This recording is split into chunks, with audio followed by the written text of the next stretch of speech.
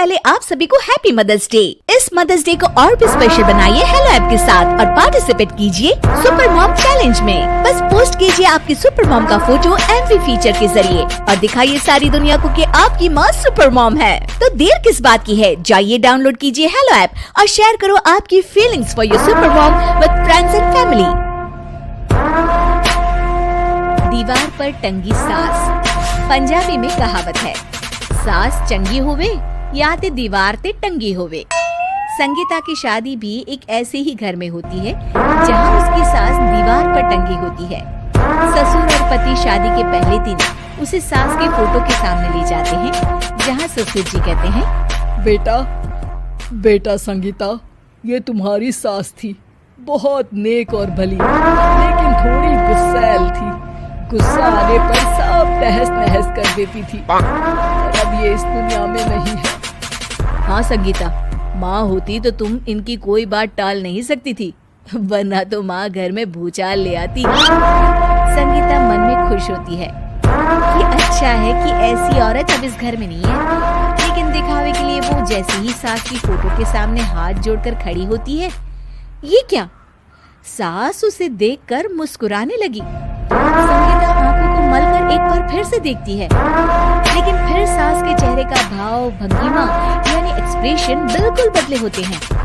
वो अपने पति और ससुर को कहती है, माँ की तस्वीर तो स्माइल कर रही है। ना बेटी, ये कैसे संभव है? जरूर तुम्हें कोई गलती हुई होगी, ऐसा कैसे हो सकता है? लगता है तुम शादी की सारी फॉर्मेलिटी करते करते थक गई हो, तुम्हें आराम की जरूरत है संगीता। खैर, सारे संगीता की बात को इग्नोर कर कमरे में चले जाते हैं। वैसे सास की फोटो पर एक्सप्रेशन एक के बाद एक बदलते ही रहते हैं। सुबह होती है, पति और ससुर को काम पर भेजकर संगीता कमरे की सफाई करने में लग जाती है कि तभी उसे आवाज आती है, टेबल ठीक से साफ करो। ऐसे भी कोई टेबल साफ करता है? इससे अच्छा तो ये गंदा ही था। किसी औरत की आवाज सुन संगीता दंग रह जाती है और सोचने लगती है कि आवाज कहाँ से आई। आवाज को नजरअंदाज कर वो फिर से अपना काम करना शुरू करती है, लेकिन इस बार तो आवाज बिल्कुल उसके कान के पास से आती है। मेरा घर है ये, जब तक मैं थी चमका कर रखती थी, हर एक चीज शीशे की तरह थी। तुम्हें तो ना सफाई आती है ना कुछ पता है। क्यों तुम्हें मेरे घर की जिम्मेदारी दे दी गई है? पता नहीं तुमने मेरे बेटे को क्या दिखाई दिया। मैं होती तो एक से बढ़कर एक लड़कियों की लाइन लगा देती। अब संगीता को समझने में देर नहीं लगी कि ये आवाज किसी और की नहीं बल्कि उसकी सास की है, जो दीवार पर टंगी है। वो उसके पास जाती है और कहती है, नमस्ते सासू माँ, मुझे तो कल ही लग रहा था कि दीवार में कुछ काला है। वो दीवार नहीं, दाल होती है पगली। सही पकड़े हैं सासू माँ। तो क्या हो गया आपको जो आप यहाँ भी चैन से नहीं बैठी हैं? सुना मैंने आपका व्यवहार काफी गुस्से वाला था। चुप रह तू, ज्यादा बकर बकर ना कर।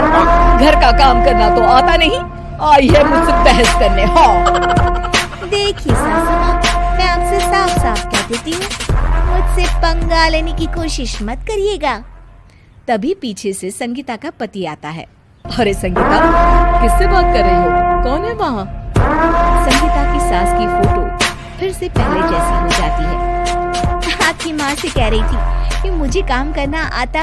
अरे संगीता, माना सास के ताने हर बहू को अच्छे लगते हैं, लेकिन यहाँ तो माँ है ही नहीं। तुम तो फोटो से ही तुम भी लाजवाब हो संगीता। किसी को विश्वास नहीं होता कि संगीता अपनी मरी हुई सास की फोटो से बात करती है।